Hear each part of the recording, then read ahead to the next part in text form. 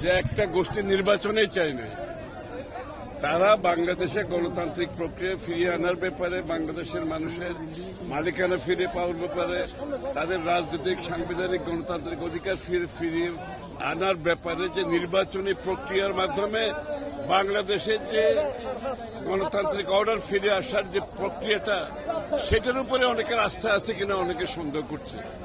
তো নির্বাচনেই তো চাই নাই, দেশের মানুষের চাপে, বিশ্বের গণতান্ত্রিক বিশ্বের চাপে, বাংলাদেশের মুক্ত গণতন্ত্রকামী মানুষের চাপে নির্বাচনে অনেকে বাধ্য হয়ে আসছে। এখন নির্বাচনে তারা আদৌ চায় কিনা সেটাও তো একটা বিষয় আছে। আর দ্বিতীয়ত, গণতান্ত্রিক সংস্কৃতি তো অনেক দলের মধ্যে নাই।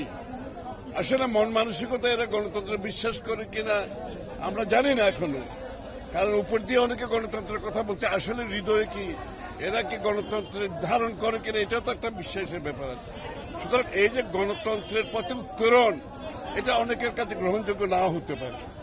এই নির্বাচনের মাধ্যমে বাংলাদেশে গণতান্ত্রিক অর্ডার ফিরে আসুক, বাংলাদেশের মানুষের মালিকানা ফিরে পাক, তাদের রাজনৈতিক সাংবিধানিক গণতান্ত্রিক অধিকার ফিরে পাক, এটা ওরা অনেকে চায় কিনা এটাও তো একটা সন্দেহের ব্যাপার আছে। সুতরাং আমাদের পক্ষ থেকে আমরা রাজনৈতিক সংস্কৃতি, সহনশীলতা, পরস্পরের প্রতি সম্মানবোধ এবং বাংলাদেশের শান্তি স্থিতিশীলতার যে রাজনীতি বিএনপি করে, আমরা সেখান থেকে সরে যাওয়ার কোনো সুযোগ নাই। আমরা সেই পথেই চলব, কারণ বাংলাদেশের যে কোনো ক্রান্তি লগ্নে বাংলাদেশের মানুষ বিএনপির উপর আস্থা রেখেছে, জিয়া রহমান সাহেবের উপর রেখেছে, দেশনেত্রী বেগম খালেদা জিয়ার উপর রেখেছে, তারেক রহমানের নেতৃত্বে ঐক্যবদ্ধভাবে আপনার ফ্যাসিস্টের পতন ঘটিয়েছে।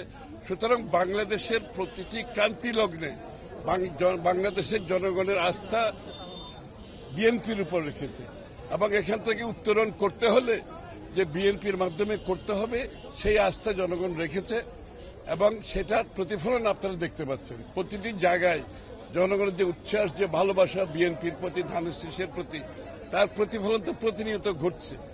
এখন বাকিরা তাদেরও চেষ্টা করা উচিত জনগণের আস্থা গ্রহণ করা। কোন ধরনের এই উস্কানিমূলক কথা, প্রপাগান্ডার মাধ্যমে, একটা মব ভায়োলেন্সের মাধ্যমে একটা টক্সিক একটা অ্যাটমসফিয়ার গড়ে তোলার যে প্রবণতা, সেখান থেকে বেরিয়ে এসে গণতন্ত্রের পথে জনগণের আস্থা ছাড়া কোনো কেউ গণতন্ত্রের পথটা সুগম হবে না। সুতরাং আমি আশা করি তারা সেই পথে আসবে। সেটা ঘটনা, ছোটখাটো ঘটনা ঘটতেই থাকে, এগুলোকে এত গুরুত্ব দেওয়ার কিছু না, এটা নতুন কিছু না। নির্বাচনের ছোটখাটো ঘটনা ঘটে থাকে। সুতরাং এইগুলো নিয়ে আমাদের কোনো মাথা ব্যথা নাই। তবে বিএনপির পক্ষ থেকে আমি তো আগেই বলেছি, আমরা রাজনৈতিক সংস্কৃতিতে পরিবর্তন চাই, সহনশীলতা চাই, পরস্পরের প্রতি সম্মানবোধ চাই এবং শান্তি চাই। তারেক রহমান সাহেব ঢাকাতে নেমে প্রথমে 3 বার বলেছে, আমরা শান্তি চাই, শান্তি চাই, শান্তি চাই, ঐক্যবদ্ধভাবে দেশটা।